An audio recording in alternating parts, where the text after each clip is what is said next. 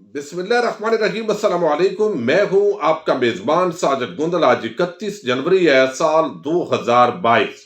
कप्तान साहब पर भारी निकला यूसुफ रजा गिलानी। मुस्ताफी नून लीग भी हाथ मलती रह गई। इसहाक डार को बड़ा झटका लगा है।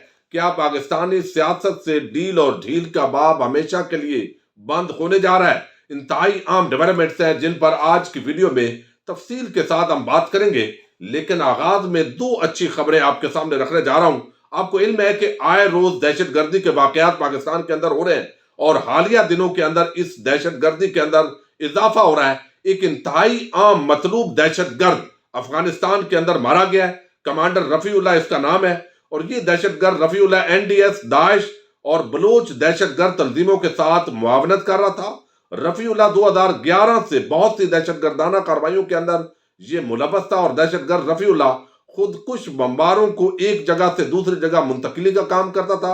ये मारा गया है और दहशतगर्द सिविल अस्पताल क्वेटा और सरीना होटल इस्लामाबाद खुदकुश हमले के अंदर भी ये सहूलतकार था। लेवीज एफसी और दीगर कानून नाफज करने वाला इदारों के अंदर भी इसने बड़े हमले किए हैं। तो इंतहाई बड़े लेवल का एक दहशतगर्दों का सरगना आज वासल जहन्नम हुआ है बलूचिस्तान के अफगानिस्तान के अंदर। और इसके साथ ही एक और बड़ा आम दहशतगर्द शमाली वजीरिस्तान के अंदर आई डोसाली में एक खुफिया ऑपरेशन किया गया है जिसके अंदर फायरिंग का तबादला हुआ है और ये दहशतगर्द जो है ये मुबीन उर्फ मजरू ये भी मारा गया है। और इसकी तस्वीरें आप देखें तो ऐसे महसूस होता है कि बगैर दाढ़ी के अंदर किस तरह के घटिया और कमीने किस्म के लोग हैं और फटकार पड़ रही है इनके चेहरों पर और वो मारा गया है।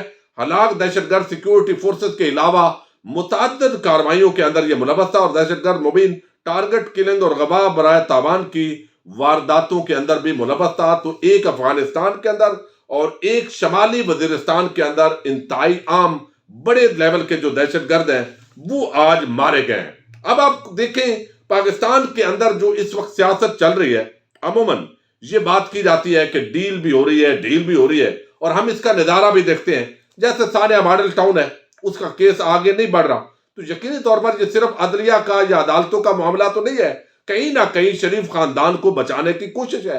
हालांकि ये सीधा 302 और दहशत गर्दी के केसेस हैं जिनके अंदर उनका बचना इंतहाई मुश्किल है। इसी तरह करप्शन केसेस है, टीटी का मामला हो या दीगर हम देखते हैं शहबाज शरीफ और हमजा शहबाज की तमाम तर सबूतों के बावजूद हमारे एक ऐसा सिस्टम है जो एन दिए हुए और वो बचे हुए। इसहाक डार जो है उसने भी इससे फायदा उठाया था। आमदन से ज्यादा सजात का उसका केस चल रहा था और एहतसाब अदालत ने उसको सजा दी। ज़ाहिर अभी वो इश्तिहारी था और बाकी मामला तो आगे नहीं बढ़े थे। तो वो आमदन से ज्यादा सजात का केस चल रहा था और फिर उसकी कुछ जायदादें थी। लेकिन इसहाक डार आपको इल्म है कि जिस तरीके से शहर खकान अब्बासी ने उसको फरार करवा दिया था, वो बैरून मुल्क फरार हो गया, आज तक इश्तिहारी है। फिर एहतसाब अदालत ने हुक्म दिया कि उसकी जो जायदाद है वो बेच दी जाए, प्रॉपर्टी सेल की जाए इश्तिहारी की, और उसके बैंक अकाउंट्स जो है वो सीज कर लिए गए। अब जब प्रॉपर्टी बेचने लगे, लाहौर के अंदर गुलबर्ग 3 के अंदर 7 कनाल का ये घर था और वहां पर आपने देखा कि वो बोर्ड भी लग गया था कि यहाँ पर लोग जो है वो खाना खाएंगे। और लेकिन फिर बाद देखा कि वो रैश जो है उसको मना कर दिया। इस्लामाबाद हाईकोर्ट ने एक स्टे ऑर्डर दे दिया जो बेगम थी इसहाक डार की उनको। लेकिन अब मामला जब आगे बढ़ा तो इस्लामाबाद हाईकोर्ट ने आज ये बड़ा झटका दिया है। हालांकि ये बड़ी अनहोनी है, अमूमन जब स्टे हमारी अदालतें देती हैं तो वो भूल जाती हैं और उनको याद भी नहीं होता, आगे नए नए केसेस होते हैं। लेकिन इसहाक डार वहां पर बैठा हुआ कुछ प्लानिंग कर रहा था। एक तो उसकी जो सेनेटरशिप है वो भी महीने डेढ़ तक खत्म होने जा रही है, उसकी जगह पर नया बंदा अब सेनेटर के तौर पर अपॉइंटमेंट होगा। इसहाक डार जो है वो चूंकि वापस नहीं आ रहा तो लिहाजा जो 60 दिन का 2 महीने का वक्त रखा गया है वो जो ही खत्म होगा तो इसहाक डार के लिए ये ऑप्शन भी बंद हो जाएगा। दूसरा जो है अब ये है कि यहां पर इस्लामाबाद हाईकोर्ट ने इसहाक डार का ये स्टे आज खत्म कर दिया और कहा है कि इसहाक डार के अब जो घर है उसको नीलाम करने का इजाजत हम हुकूमत को दे रहे हैं। हुकूमत जैसे चाहे इसको नीलाम करे और इसकी जो दरखास्त थी वो हमने मुस्तरद कर दी है। चूंकि इसहाक डार वापस नहीं आया, उनकी एहलिया ने दावा किया था कि ये तो मेरी प्रॉपर्टी है, लेकिन उन्होंने अदालत ने कहा कि नहीं, आपकी नहीं बल्कि हुकूमत अब इसहाक डार की प्रॉपर्टी जो है उसको जिस तरह चाहे वो सेल कर सकती है, ये उसको इख्तियार है।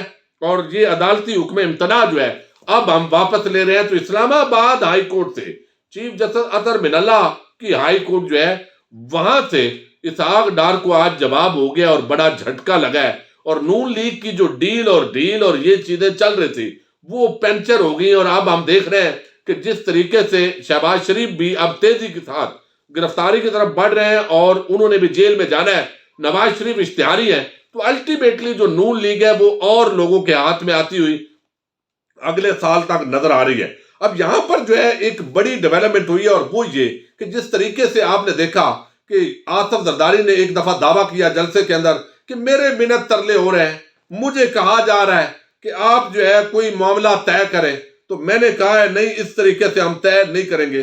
تجھے ایک پبلک پرسیپشن تھا وہ انہوں نے بنانے کی کوشش کی، لیکن یہ پورا جو معاملہ ہے یہ بھی الٹ گیا ہے۔ حالانکہ یوسف رضا گیلانی کو جس طریقے سے فری ہینڈ دیا گیا اور وہ سینیٹر منتخب ہوئے تھے، اس وقت لگتا تھا کہ شاید ان پر پوری طرح جو ہاتھ ہے وہ رکھا ہوا ہے اور وہ اسی وجہ سے معاملات کو آگے بڑھایا جا رہا ہے۔ لیکن اب یوسف رضا گیلانی اور پیپلز پارٹی کے سمجھتے ہیں کہ ہم نے استعمال بھی ہوئے ہیں، یعنی ہم نے ہر دفعہ حکومت کو فائدہ بھی پہنچایا ہے، لیکن ہمارا کوئی زیادہ فائدہ نہیں ہوا۔ یہی سب سے بڑا فائدہ ہے کہ ان کی ضمانتیں ہوئی ہیں، تو ہمیں بھی تھوڑا بہت جو ہے وہ پریشرائز رکھنا ہے اسٹیبلشمنٹ کو، اور منت ترلا بھی جاری رکھنا ہے، اور ساتھ ہی جو ہے وہ یہ تاثر دینا ہے کہ ہم تو بڑے مخالف ہیں، اصل اپوزیشن ہم ہیں، اور دوسری طرف نون لیگ کے ساتھ یہ ملنا بھی چاہتے ہیں۔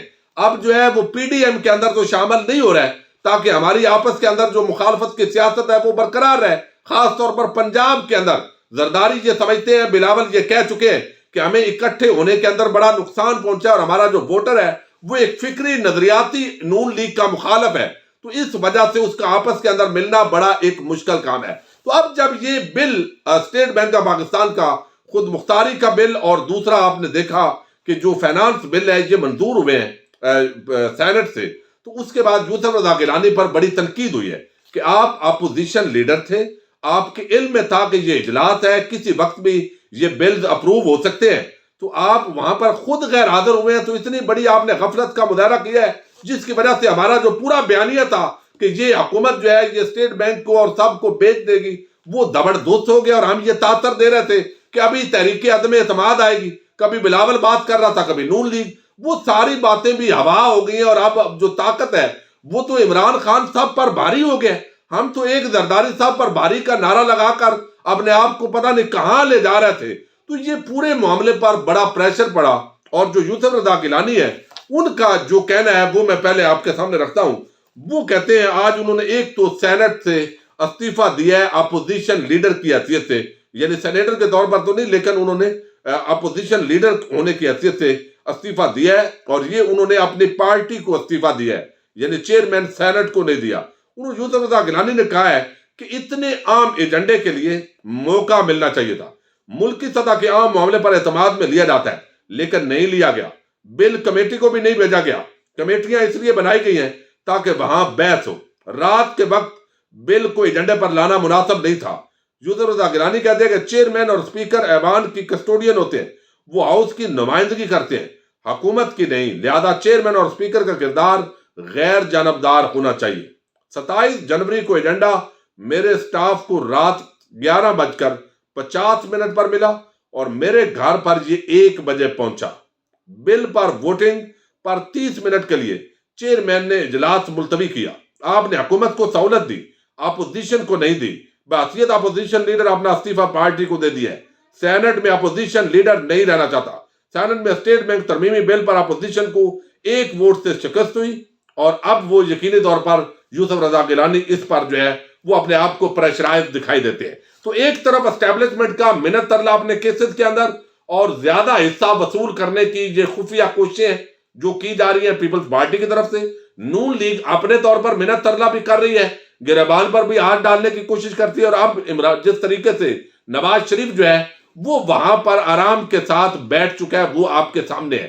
اب اس پورے سین کے اندر ایک زرداری صاحب پر بھاری بھی زبردست ہو گیا ہے، نون لیگ جو ہے وہ بھی زبردست ہوتی ہوئی دکھائی دے رہی ہے، اور وزیر اعظم عمران خان یہ وعدے کر چکے ہیں کہ انشاءاللہ 2028 تک پاکستان تحریک انصاف حکومت کرے گی۔ ان کا یہ جو اعتماد ہے، یہ لگتا ہے کہ معاملات بہرحال سیٹل ہے۔ ایک پیج پر سب موجود ہیں اور سمجھتے ہیں کہ لنگر آن اس کو کرنا چاہیے، یعنی اس حکومت کو مزید کنٹینیو کرنا چاہیے اور آگے جو ہے تاکہ جو پالیسیز کا تسلسل ہے اور جو ڈیم بننے جا رہے ہیں، جو ترقیاتی جو پلاننگ ہے وہ ہی ہے، اس کے مطابق پاکستان جو ہے وہ آگے بڑھے۔ اور ہم نے دیکھا ہے ورلڈ اکنامک فورم ہو یا ورلڈ بینک ہو یا دیگر بین الاقوامی مالیاتی ادارے ہوں، بین الاقوامی کوئی بھی انسٹیٹیوشن ہو، یونائٹڈ نیشن، سب نے کہا ہے کہ پاکستان کی جو معیشت ہے وہ درست سمت کے اندر آگے بڑھ رہی ہے۔ تو ان حالات کے اندر اور افغانستان کے جو حالات ہیں ان کے تناظر میں اب پوری طرح نون لیگ اور پیپلز پارٹی جو حصہ وصول کرنا چاہتے تھے ان کو ڈیل کسی بھی طرح کہیں سے بھی اس وقت تک نہیں مل رہی۔ جو اطلاعات ہیں، ڈیل ہمارا چونکہ پورا سسٹم دے دیتا ہے، اللہ کرے کہ یہ ڈیل اور ڈھیل ہمیشہ کے لیے ان کا باب پاکستان سے بند ہو، اور جو زرداری ہے وہ بھی اس وقت خفا ہے کہ ہمیں وہ نہیں ملا جو ہم توقع کر رہے تھے، اور نون لیگ کی جو ڈیل ہے وہ بھی اب سبا پھٹ چکا ہے، اور نواز شریف وہاں پر پکا لندن میں رہنا چاہتا ہے اور یہاں پر شہباز شریف بھی جیل میں جاتے ہوئے دکھائی دے رہے ہیں۔ تو الٹیمیٹلی یہ معاملات جو ہے بہت تیزی کے ساتھ آگے بڑھ رہے ہیں اور عمران خان ان سب پر بھاری ہوتا دکھائی دے رہا ہے۔ اپنے میزبان ساجد گندل کو نیکسٹ ویڈیو تک کے لیے اجازت دیجیے۔ اللہ حافظ۔